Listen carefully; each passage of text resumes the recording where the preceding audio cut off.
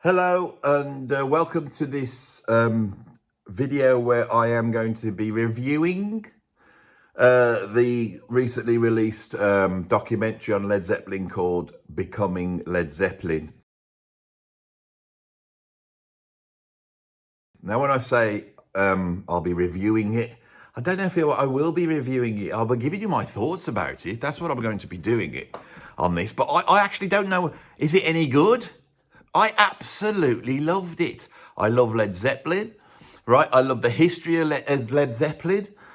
And I love the fact that it focused so much on all the factors that created this band. Because when you look at a channel like this, my absolute love and interest in stuff like that is why I'm here doing this channel. So for me, this was like, just sitting down last night to watch it was like an absolute gift. A lot of it I already knew, a lot of it I didn't know. But the thing is, even when it's about things you do know about, because there's great creative people at work here, because there's the incredible experience that the guys in Led Zeppelin have had, it makes you see things in a different light. And that is what I want to go on about on this video. That's the stuff I want to discuss. I want to discuss the insights that it gave me about a particular moment in time and why that time is important to us now and why this documentary is of importance. Now, it might not be important to you if you're, say, 16 years old. Today is Easter Sunday. It's the day before my birthday, and tomorrow I'm 57 years old. I was too young for Led Zeppelin. When Led Zeppelin called it a day, I was 12 years old, just getting into them at that time. But I still feel that me being an English person, me being from a similar neck of the woods as John Bonham and Robert Plant, and also the fact that my absolute love of Led Zeppelin, and this is the strange thing about love, I've seen it over and over again on this channel, that when you send that love out into the universe, it brings it back. And so I was rewarded with, for me as a musician, perhaps the pinnacle of my life creatively and musically, which was playing for Robert Plant in the Priory of Brion between 1997 and 2000. And in doing that, seeing it a little bit from the inside as well as from the outside, and also playing a very small part in this huge history, which sort of bookends a certain period in music, which we all love, right? And so this touches so much in me that to see it, I had a feeling of immense pride. I had a feeling of immense pride in those guys. Even though they're multimillionaires, have had tons of success. I had immense pride that they managed to do it, that they had the courage to do it. I had immense pride that they got through it. I mean, John Bonham didn't get through it, did he? So it really packed an emotional punch for me. I want to try and get into why that is. So let's start with the emotional punch. Then I'm going to try and explain why. I never do this normally. I'm going to explain what my plan is for the video. Then I'm going to explain why I think it's important. This documentary is important, you know, and why it's not just a frivolous throwaway thing. And then my insights that I got from watching it. So what was the first one I said? My initial emotional response was that the fact that Led Zeppelin were famous for restricting interviews of film. They didn't do that many television appearances. But that idea hadn't emerged in the first couple of years of their career. So there's quite a lot of footage very early on. And we all sort of know that footage. But what they've done is they've taken that footage. They've also taken a whole ton of footage that I hadn't seen. Like, for example, Jimmy Page playing Black Mountainside on acoustic guitar. I thought, what's this? I'm sure Zepp fans will go, well, it's been around for 24 years or whatever it is, but I hadn't seen that. Loads of photographs, and they weave this together. So often the footage that I was very aware of, that black and white footage in Denmark, the colour footage that's filmed a few months later, the one where they're sort of playing in that round, echoey place, and the audience is like freaking out. You know, I'd seen those. They're on the Led Zepp DVD. But presented in this way, they just seem completely different. I don't know if they got different parts of them or whether they've done something to the audio, but it was as though this was telling the story. And the brilliance about this film is that every now and then they would break up the narrative and you go to one of these performances and you would hear the entire thing. And it was never really the sort of poppy commercial riffy end. It was them at their most experimental. And it really showed you what Led Zeppelin was and what a massive shock they were at the time.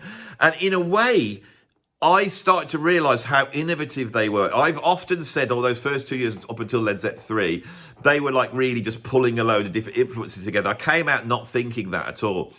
The other thing that's brilliant about this is obviously they had a lot of photo sessions and they are able to take the individual photos and find a sequence of them and then almost animate this. So it gets the feeling that these first few years have been massively documented. You know, you feel that you're at the back, backstage at the Whiskey a Go-Go before they're about to go on.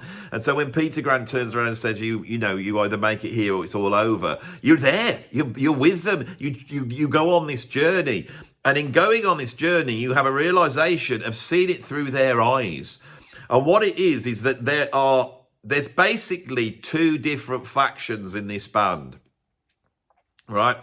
And in the way those factions work, this band almost gives you a complete view of what it was to be a young person in 1968 in the UK. Having listened to the Beatles and having listened to rhythm and blues and the blues and listened to soul and James Brown and the 60s psychedelic stuff like Love and Moby Grape. There's all that stuff that's coming into the UK and being on the receiving end of it. And everybody's receiving it in different ways, right? That my emotional response was to suddenly see it through their eyes of being young people. You know, when I got the gig with Robert, I was 30 and he was he's younger than me. He was in his early 50s, but he was a rock star. He was like had done these incredible things. You were slightly in awe of him. He was the golden god. And you were like this kid that was like going, even though I was 30 years old, I felt like, I was going through the whole thing like that. But that feeling that I had, they had times 10. And so I realised watching it that Robert must have enjoyed when us idiots were playing in the Priory of Brion and not the sort of normal session world that he pulled in. When he had these idiots that had never done it before, that it made him capture something that he felt back then. I realised this. I realised that's what he was enjoying about the band I was in. So these are the sort of the emotional responses I got for it. And I will go into more detail about this later in the video. Why is this important? Well, I tell you why. It's because the 1960s, there was a huge cultural shift. And that cultural shift echoed out from America across the whole world. And it wasn't just a revolution in rock and roll. It was a revolution in the civil rights movement. It was a revolution in our attitude to war. It was a revolution to our attitude to different types of voices. It was an aesthetic change. We started to see beauty in different places.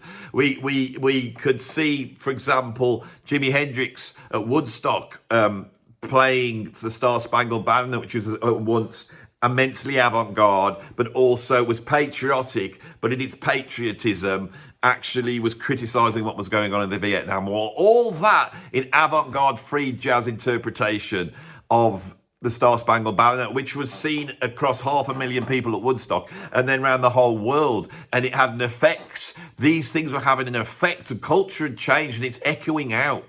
Right, and what's bizarre is these things echo out and they land in the UK, all these American things, but other influences as well. They land in the UK and a generation does not accept their British fate. And the British fate was different to the American fate because we had been affected so much more deeply by the war. And so there was a lack of affluence that this generation grew up in. They were aware of that. Britain was black and white, and then suddenly the colour came in. And the colour came in people like Sonny Boy Williams or even Lonnie Donegan or whatever it was, Elvis Presley. Suddenly the colour, you almost imagine that the 1940s as being black and white in the UK. And then in the 50s, it's all colour, right? And this affects this generation. And they all got what their parents expect them to do and their wives and their children. There is an expectation, but they don't take it. And a whole generation did that. And in doing that, they took certain ideas, which I think you could almost see Led Zeppelin as being, they're like this second wave, because the Beatles and the Stones are coming in, and the Beatles have changed culture. They've changed everything. But that culture is now going to move out of the mainstream. It's going to be taken away, because most parents at 40, 50 at that time were listening to the Beatles. They knew who the Beatles were. Right? But at that point, this culture is really going to go underground. It's going to disappear. And people are going to really start to renegotiate their morality. The morals are going to go through sort of a nuclear reactor. They're going to pop out of the other side. You know, these people that are talking about peace and love in the 1960s will be the yuppies of the 1980s. And they will be our current, old age pensioners or senior citizens here in the UK, which we treat with a sort of cultural, let's respect your elders. These people won the war. And then you go, no, they didn't win the war, did they? They all went to the Isle of Wight and took acid. That's what this lot did. And so you start to see that as well, that this generation that is about to, I'm afraid, pass on in the next 10, 20 years, they'll be gone soon. And so this is an incredible record of that later stage. The earlier stages have been, we all know the story of the Beatles and the Stones. We all know that. That's like almost like mainstream culture. When I was a kid, Led Zeppelin, nobody that was older than, about in the 1980s would have probably been 30, 35 perhaps, knew who they were. My parents didn't know who they were. They thought Led Zeppelin was a person. They thought Pink Floyd was a person. So at this point, to get that documentation, and it's so incredible. And I sat there looking at so much stuff, so much incredible footage, not of Led Zeppelin, but of the cultural landscape that runs up to Led Zeppelin.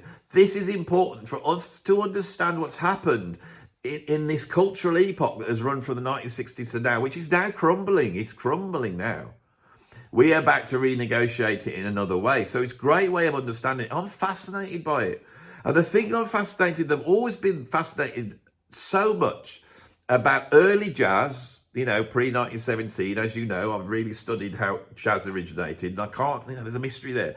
But there's also a mystery of what happened in London and the UK in the 1960s, and how certain things came together. And what's interesting is my life as a musician, and when I was playing with Robert, 25 years ago, I had no interest in any of this. I just liked my jazz and my prog.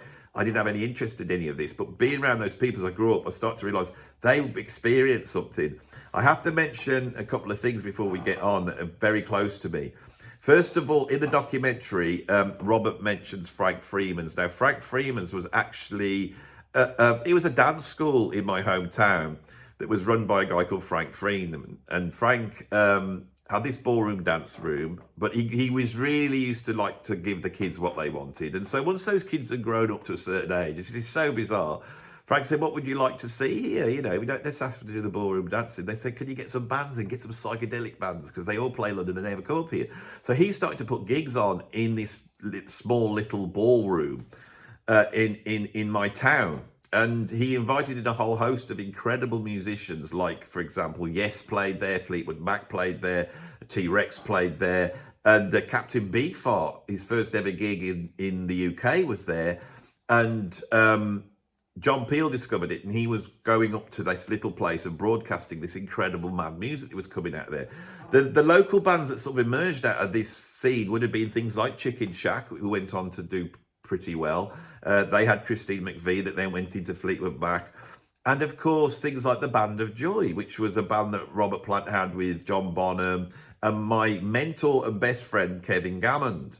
And so Kevin was in the documentary. My best friend was in this documentary, and he went to see this in a local showing, and he's been telling me about it. So I'm seeing these great big cultural things going on, but I'm also seeing these little references to things that we can walk out the door here and go and walk around. We could walk in the same footsteps, because bizarrely, this is where I live. I've been surrounded by, people connected either directly or indirectly to bands like Led Zeppelin and Black Sabbath and ELO and Judas Priest, a whole host of bands that have really created dark, heavy rock music. This is where we live, in this town. So it's all that's very interesting to me. I'm very interested in the cultural aspects that were being discussed in this. So what did I learn? What did I get from it?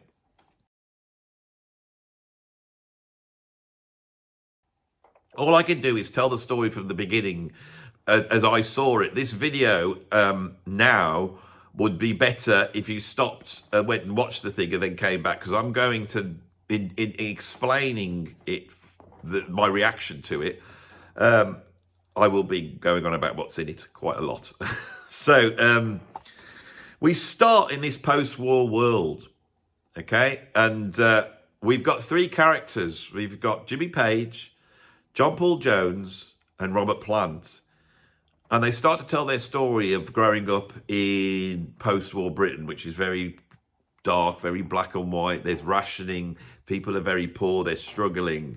But people are getting out of it. And as the 1950s come in, the affluence starts to trickle in a little bit, even here in the UK. My parents, who are a little bit older than the Zepp guys, said that there was 100% employment. So you could literally, leave a job on Friday, have the weekend off, have a week off, and then just go and get a job on the following day. So young people, they didn't have to fight to stay alive. There was some space in the sort of capitalist post-war democratic Britain where there was a bit of leeway for them to do stuff.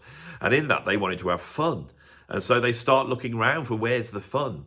And the fun is coming really from America. It's leeching in with Elvis Presley and then Little Richard. And we see all these people. And for me as a kid, I lived in England, and the whole radio setup, the whole exposure to music was really very muted. The post-war Britain was a very dour and very sort of understated and a place where there wasn't a lot of dynamism. And as a kid, didn't know what was going on, I was hanging out. I once wrote a song called White, Clean and Neat about hanging onto my mom's skirts and just being in the warmth of my mother's care and attention, but having no idea what was going on. And then I heard Elvis. And, I was about 9 or something like that, and this voice came across in amongst Pat Boone and Johnny Mathis and all the stuff that was part of the Valium that we still know about today.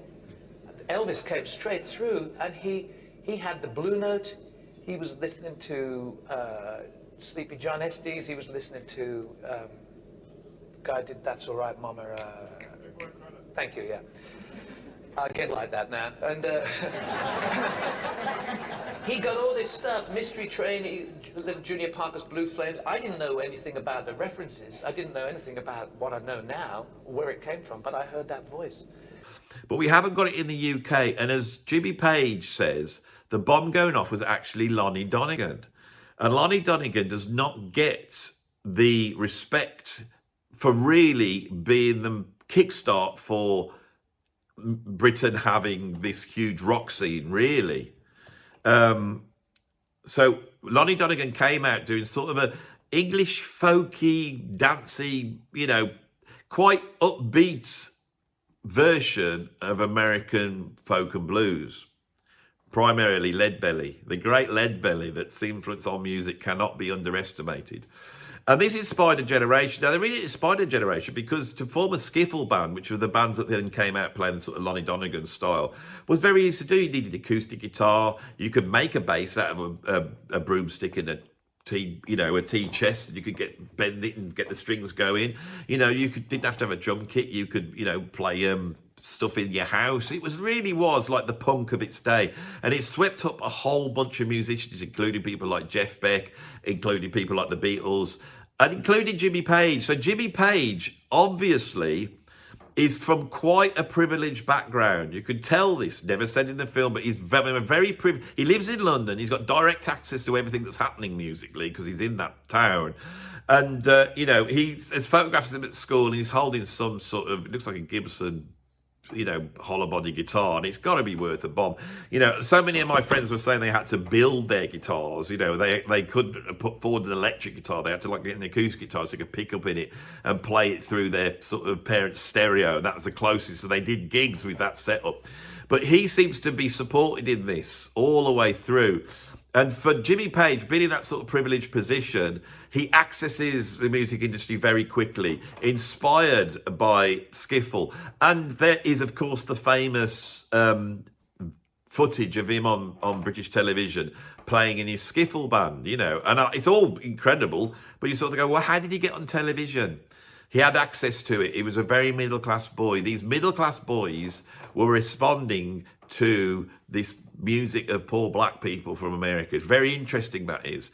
And those in London have got direct access to it because they've got access to the music industry. It was like that then, it's like that now, if there's still an industry down there, that is. John Paul Jones is also privileged, but he's privileged in a different way. Very middle class, and the son of parents that worked in vaudeville. I think his mom was a singer and I think a performer. His dad was an arranger for vaudeville, and a serious arranger that was working. And so John Paul Jones starts, I think, playing piano, and he gets work straight away. He decides, probably on the back of bands like the Shadows and people like Jet Harris, of learning the electric bass, which his dad's against, but his dad sort of takes him on. So he's a professional musician at a very young age. And he actually takes on a local choir in a church, and he becomes at a very young age, the sort of musical director of this choir. Very interesting. So these two guys, privileged, supported, and they're in London and they're dropped into the music industry. And what you see is there's this session world. The Led Zeppelin story for John Paul Jones and Jimmy Page is not the same one for the rest of them, who sort of come to London and they join like the Graham Bond group, or they join like this, or John Mayall, and they go through, and they're playing this cool music. These guys aren't. They're playing with Petula Clark, they're doing session work, and they're very, very able musicians. It's very apparent that Jimmy Page is a lot younger. He is connected into that. And because he can do the rock and roll solos, because he can do Chuck Berry solos, he then is pulled in. Now, the truth is that they don't say, is it was actually guitarists like Big Jim Sullivan, John McLaughlin, there was like Vic Flick, there was, who else was at that time? A whole host of really serious session players. And he was put under their wing. I would have loved to have the story of John McLaughlin, sort of giving Jimmy Page lessons, but we never got that because obviously he would not fit into the sort of more mainstream aspects of this documentary. Jimmy Page does this for a while and he gets fed up with it. At this point, he decides, because he's friends with Jeff Beck, they've been friends since they were childhood. That wasn't covered so deeply either, but they've been friends since childhood. So Jeff Beck goes, come and join the Yardbirds. So he joins now a serious band. Now, the Yardbirds, I never thought this before. This is where the sort of revelations start to happen for me with Led Zeppelin and the whole thing. The Yardbirds were famous for being this incredible, groundbreaking proto-rock band, the precursor to metal and rock, that weren't particularly liked in the UK, but went out to America. And they did cover this and started being part of that sort of West Coast psychedelic scene. Jeff Beck, obviously Clapton was their guitarist doing his sort of blues thing, but he leaves, Yardbirds, creams his out. Jeff Beck comes in, and Jeff Beck's got a much wider palette. And so he is really doing psychedelic guitar playing, which I can see Jimmy Page is also interested in, but Jimmy Page also has an aspect about him that, because of the session world and his interest in folk music, people like Bert Jansch, John Renbourn and all this, he's got a very wide vocabulary and ability in this to do all these things, and an arranger's ear and a knowledge of the studio, which also John Paul Jones has. So this guy that's got that sort of level of skill goes into the Yardbirds. Jeff Beck sort of implodes, and as we know, he leaves in the middle of a tour in America. And so he suddenly becomes the lead guitarist of this band, and he's expressing himself, and he starts to have ideas. And with the breakup of the band, he decides to befriend Peter Grant, who's their manager. Now, there seems to be a little battle going on between Peter Grant and Mickey Mouse. Mickey Mouse was managing the Yardbirds, but Mickey Mouse was pushing them to have hit records, to write pop songs. This upset Clapton. This is why he left, is that the singles were not representing the band, and the Mickey Mouse machinations in terms of how he would promote them was not giving the band their image, so they were not understood by the public. And with their arrival in the Yardbirds in America, they started to see there was this new thing where rather than the band being pushed through its singles, it was being pushed through FM radio. And FM radio were playing whole size. In that very statement, and the way Jimmy actually explains it, I've had a much better idea of how something like Led Zeppelin's first album had been programmed to be an experience from beginning to end. This is the beginning of progressive music. Led Zeppelin were progressive, but at that time, their progressiveness had not, I think, because the thing that makes Led Zeppelin so special, it's a mixture of psychedelia with the blues, right? So in that, they're not going to go towards a sort of progressive rock thing of having a whole sideline track, but they're very close to it. Their explorations are much more based in the psychedelic. And that's really covered in this. I was surprised. There's none of this sort of modern retro, all weren't the songs good and this and this. What we see is how different Zeppelin is and how they almost like magicians. And at one point, Jimmy Page says quite grandly and comically for me that when he swapped his beautiful Les Paul that he got with all these pickups in, beautiful guitar, for a guitar off Jeff Beck, which was the famous Telecaster that he then painted, that was like his Excalibur that took him all the way through. He calls it his Excalibur. So Jimmy Page he's on a mission at this point. And so the creation of the new Yardbirds in 1968, primarily to fulfill the fact that the Yardbirds had this gigs in Scandinavia booked, he sees an opportunity to pull the vision of what he has together, which is quite wild. He tries to sign Terry Reid up, who was one of the greatest singers at that point. And I think this was always a bugbear for Robert, who is an incredible singer. At one point, Robert says, I didn't have the chops of other singers. The only person he could be referred to is Terry Reid. He was second choice to Terry Reid. This is something that now becomes apparent that we're watching this documentary for me. And Mickey Most was the cause of that, because he didn't want this new Yardbirds thing to have the vision. So Mickey Most signs Terry Reid and took him down an angle where he should have become one of the greatest singers in the UK, and he didn't. Mickey Most failed in that because the Mickey Most approach which had been successful, is now falling apart. We're going into the 70s. Page knows it, Peter Grant knows it, and Peter Grant's backing them up 100%.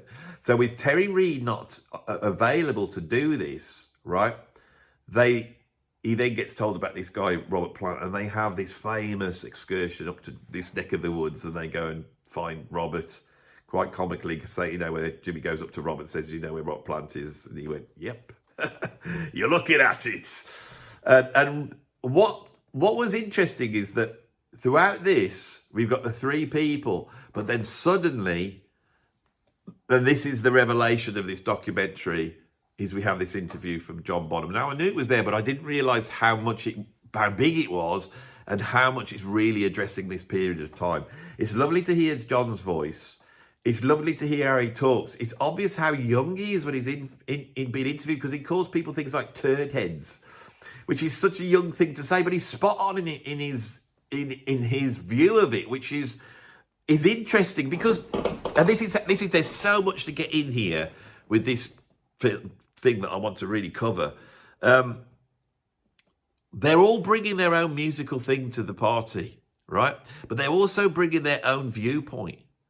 Robert Plant is very much the same sort of class as Jimmy Page and John Paul Jones.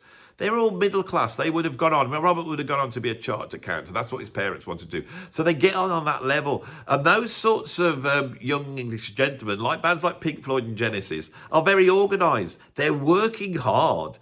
They are really throwing everything at this. Now, the one guy that doesn't seem to be quite in that class is John Bonham. And you can tell by the way he talks that I think he's a little bit more down to earth. John Bonham is. He comes from a family of builders, but with him, the structure that he was going to conform to was the fact that he's married Pat Bonham. He's got kids. Roberts has kids at this point. John Paul Jones has kids at this point. This is a tug. They got to make a decision at this point, Which, what do? Do they do that? So it's not just the expectation of their parents. It's the expectations of their girlfriends and their wives and their children and what normal life should be. And Jimmy Page hasn't got that. Jimmy Page is just surging ahead with his Excalibur in his hand, and they go with him. And when doing this, you get a bunch of people that are able to negotiate and get on with each other because they're middle class. This is the English way. It's a very hard thing to explain this. They would have got on with it, John Bonham included. But in that, we have a whole bunch of different viewpoints, and I want to now go through what they are.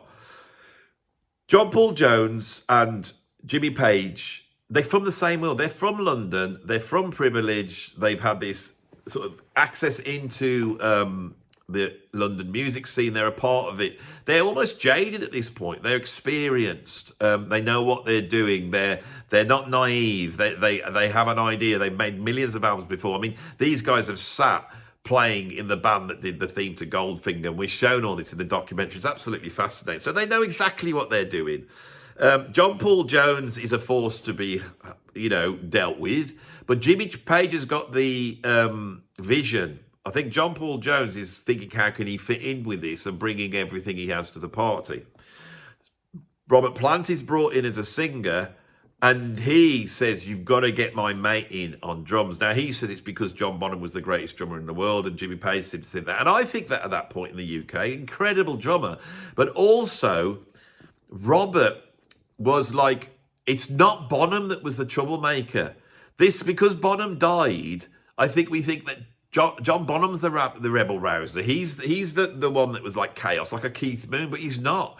He's a lot more conservative. His frustrations of being away from his family is, I think, what caused the sort of later bad behaviour, which isn't covered in this documentary that much. But Robert Plant's there already. He's already been gone to court for smoking marijuana, and there's been a big protest, and he really is got nowhere to live. He's left his parents. He is like a sort of and he's left his family, not like some rock and roll race stroll. He's left it in the way someone would go on an expedition to the South Pole. It's all Scott of the Antarctic with Robert. It's all like, let's forward we go. Come on, chaps. And it's all this is going on. And I think that I had an experience when I first got the gig with Robert, and I went up to Robert's house to see him with my mate, Tim. And we went, it was a lovely day. But when we were going up there, we were terrified because we were going to Robert Plant's house. And I could feel that me and my mate Tim, we were almost like reaching out to hold hands as we walked in, because it's like, well, what do you do? What's going to happen? It was like, and I have to be honest that when Robert Plant went down to see Jimmy Page and they go down into his beautiful house and all this stuff, that Rob must have been going, bloody hell. And he tells his story about getting on a plane and thinking, oh, look at the knives and forks. He said, well, normally me and John would have stole these. So there is a certain friendliness, mateiness, there's a camaraderie between John Bonham and Robert. There's a down-to-earthness there. There's an earthy down to not like normal person, like the Beatles. They're like the two Beatles members. John Paul Jones and Jimmy Page, they're not. And so there's these two factions in here. And the truth is, watching this is Jimmy Page's band. This is not Black Sabbath formed by a bunch of mates. It's not U2 being formed by a bunch of mates, right? This has been formed like by the music industry almost, okay? And by not just people working in the industry that had not made it at that point. They'd actually made it. John Paul Jones and Jimmy Page had played on #1 records. They'd made it. Jimmy Page is playing in the Yardbirds. Now, just before, they don't say this in the documentary unless I didn't catch it. Just before Zeppelin formed, John Paul Jones was offered the bass gig with the Shadows replacing Licorice Brion Loughlin. And he nearly took that. He wanted a gig. He wanted to play in a band. I think he got sick of the session world. He wanted to go out and gig. But he would have been quite happy in the Shadows, who were like superstars at that point. But he takes this. And I think in doing that, he's then subservient to Jimmy's vision. This is Jimmy's band. But there is a dynamic going on that is exposed in the making of this documentary. Robert and John Bonham, they come from the same place. There's a link there. And they're different. But there is a creative link going on between Jimmy and Robert. So that what brings them together, right? it's like Robert's never written songs before. And now he's writing songs, and he's writing songs with Jimmy Page. And Jimmy Page is like a genius. And Robert's coming up to meet him. And they come together and they need each other. But then John Paul Jones talks about playing with John Bonham. And there's a link there. So you now start to see these links between the band, right? And I think the link between Robert Plant and John Bonham was very important. There was a friendship there. There was a camaraderie there. But there was also the fact that Robert was the troublemaker, and he sort of going to John Bonham, come and join us, come and play with Jimmy Page, come and do this amazing. And he's not saying it's amazing because you're going to be rich and famous. It's musically going to be amazing.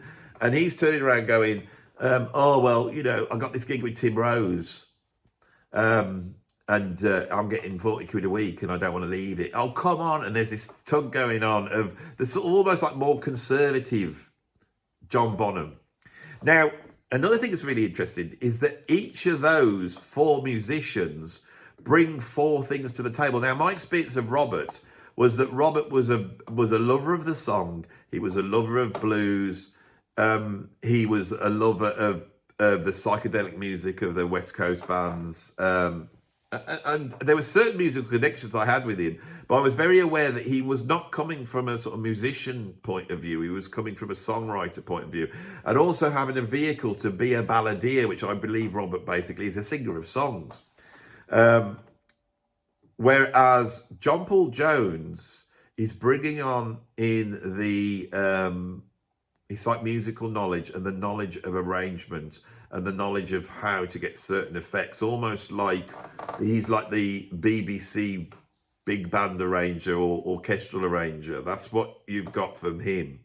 From Jimmy Page, you have the vision, and it's a dark vision, but his vision's going to be enacted through production, which he's got an understanding of. So he has a sound in his head, slightly different to John Paul Jones. But he's got a sound in his head. And when you listen to the first album, you listen to Dazed and Confused, which he was originally playing in the Yardbirds. It's a Jay Combs tune, but he's adapted it. And there's a darkness there. There's a darkness around Jimmy. But he's bringing in those aspects, folk influences and all that type of thing. There's a certain different set of influences. Robert's bringing in the blues. You know, he's the one who's, when they're coming up with Whole Lot of Love, which is this psychedelic avant-garde track, he's the one that's, you know, that's bringing in the Willie Dixon lyrics into it. So he's bringing the blues in. The blues is very important, obviously.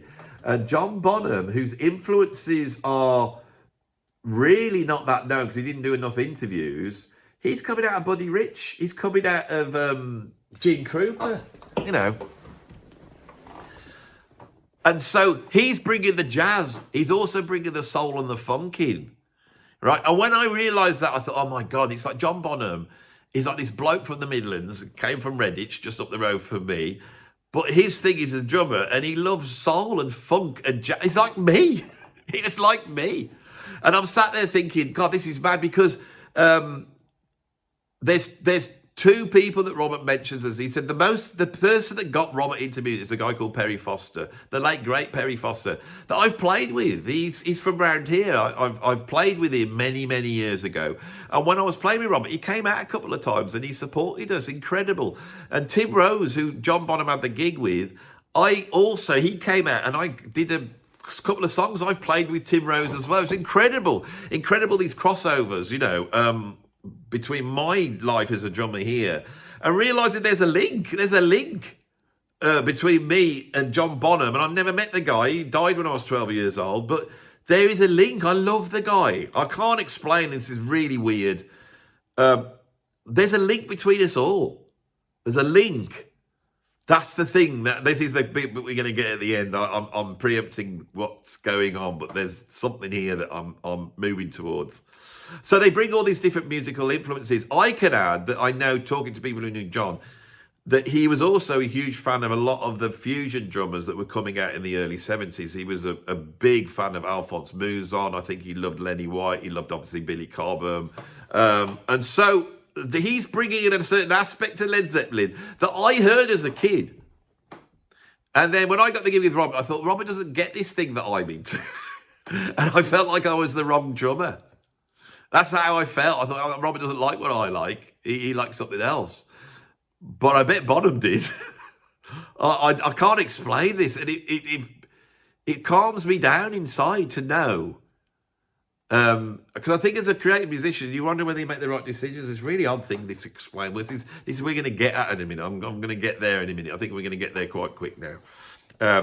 So thanks for bearing with this. This has been very detailed, hasn't it? A very detailed reaction.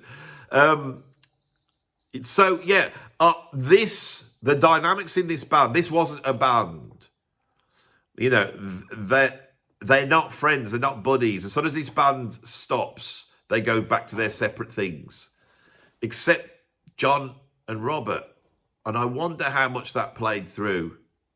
And I wonder how much, when John Bonham died, how much Robert not having his friend there, who had actually supported, Bonham was the one that supported Robert through the car accident, and then the worst thing, which is your child dying, which is an event in Robert's life, probably the greatest event in his life, completely changes him entirely. And I don't think nobody would go through that and not come out the other side. And Bonham supports him through that, and then Bonham's gone. And so they all go through this band. It is a price they pay. Pat Bonham's wife was right to say to John, don't go and mess around with Robert Plant, because if he hadn't and he'd just gone and become a bricklayer or whatever, working for his dad's building firm or whatever it is, obviously he'd be sat there as a granddad now, and he would have had a different life. And so, as they say in Lord of the Rings, which is also referenced in this, you know, be careful when you step out your front door, because you never know where you're going to end up. And that was the profound thing for me watching it. There's a connectedness between all of us. There's a connectedness. When we look at history, and I'm not one for studying ancient history. I'm one for studying quite recent music history. I'm fascinated by it. Why am I fascinated by it? I think it's because there's a connectedness there. And when you look at it, these people seem to be so far away from you and out of your reach. They're legends, as it's called. But they're not legends. They're just regular people like us. And their life comes out in a certain way. So why does somebody end up in Led Zeppelin and someone else doesn't? Most people don't. Well, you could say because life's just a fluke, isn't it? And then you think that everything's just determined and we got no control over everything. That's quite depressing. But it's not that. Because as Robert says, as soon as he heard Little Richard, as soon as he heard Sonny Boy Williams alive, we went to see him live. As soon as he saw them, that was the answer. And he said it was like someone sticking heroin in his arm. It's a curse. It totally is. I might not have that much in common with Robert or Jimmy Page or even John Bonham. Maybe I'm romanticising it, thinking there is. But what we both really have in common is that we both had that needle in our arm. And once it's in your arm, you don't let it go. You can't let it go. And you may try and let it go. You might try and push it down. And most people do, I think. And they do it because the voice in their head tells them that it can't be done. But all of those guys are following their muse. And the reason why you could follow your muse is because in reality, everyone on this planet is connected. We are all connected. Now, what are we connected by? When Robert Plant, he hears Little Richard, and he hears that voice, and he suddenly sees the world in colour, and he goes, whoa, and it's a revelation. What is it? What is that thing? Well, I would say it's something. Obviously, it's a feeling.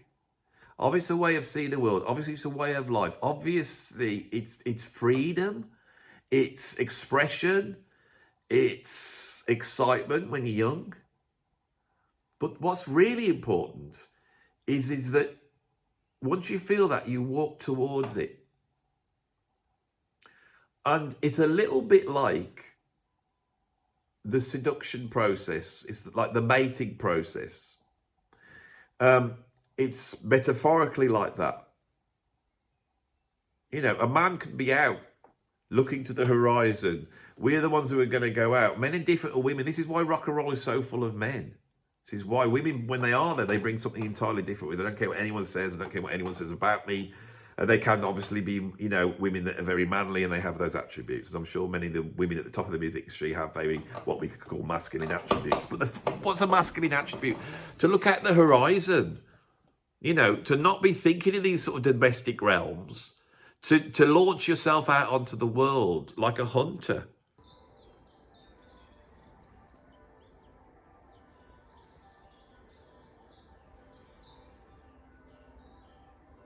And when I knew Robert, that's what he seemed like to me. He seemed like a big game hunter. I felt like he should like be Clark Gable in Magambo with a gun and some shorts on, going out into the forest to kill a tiger. Although you don't get tigers in Africa, somebody told me the other day, which I did actually know. But there was a bravery there. There was a devil-may-careness there. There was like puff your chest out and take on the world. Not every musician has that. Robert has that, and in a way, they all have that. There's a cocksureness about them all. When you watch those early videos, the way they're performing, they're four big cocks. That's what they are. Cock of the North. You think you're cock of the North, you do? Yeah, the Americans go, what is Andy on about now? It sounds rude. I'm not being rude, right? Stick your chest out. You know, grab it you know. And I think Robert's motivation to join Led Zeppelin was to get to America. They're reaching to America. They're reaching to the horizon. They're reaching to something greater than themselves, which is mythic.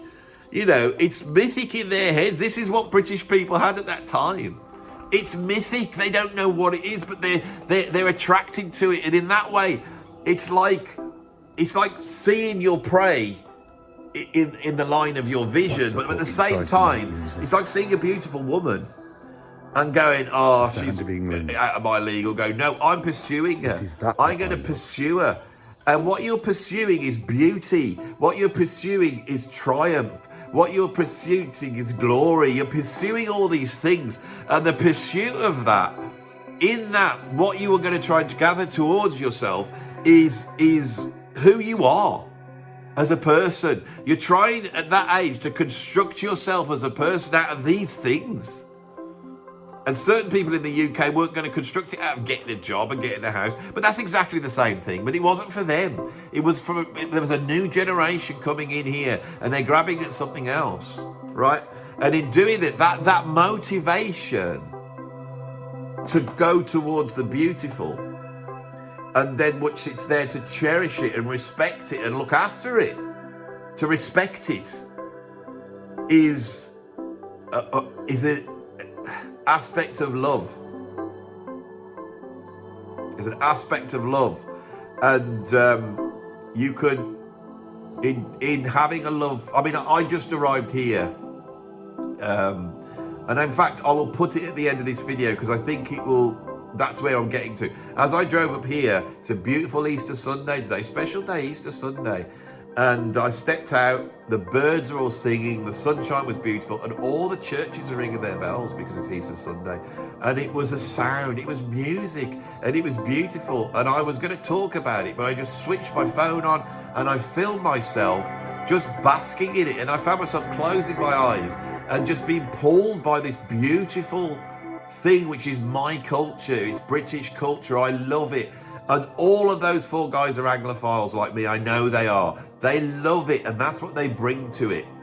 But there is also a reaching out for the otherness, and to bring those two things together. I really believe it, and I really wish I could explain it on this video with the power and the sort of with the vocabulary to explain why I think that with all the stuff that's there, all the ego, all the wanting to impress, all the womanizing, drug taking, the groupies, all that stuff, the premature death, everything that's in this, because you're playing a dangerous game, because you're going out on the big game hunts, you know, and it might bite you instead of you biting them.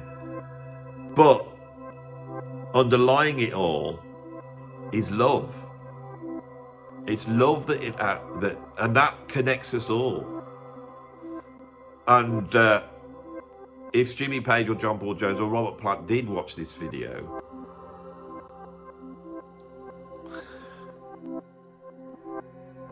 I just hope that I was able to explain, not the facts or get it right or wrong, but just explain how much my life has panned out a certain way. And it's meant a lot to me. And you have insecurities. And I could see the insecurities that these guys had in those early days. This is Led Zeppelin, but there was insecurities there. But they made the right decision. It's not even about decision, is it? They did the honourable thing to follow their muse. It's all you can do. And so have I. And in that, I felt a connectedness that then reaffirmed itself in direct connections in my life to a whole bunch of things. I could just go on and on about the connections I have of being a resident of this neck of the woods in the UK, of being a musician, of being around certain people. But that connectedness goes on and on. And there's a connectedness between us all. And people who have loved the band, that have watched that documentary and suddenly had that feeling again of being young and having your experience of hearing Zepp for the first time and how that affected you, it's the same feeling they had. They embodied it. And you've embodied it in a way. Everyone, we've all embodied it. We're all connected by the same thing. We're all connected by love. Love is all you need. And love comes in all different shapes and sizes. So I will end this video now by showing you an aspect of love. Similar but not the same, but connected to the feeling I got watching that Led Zeppelin documentary.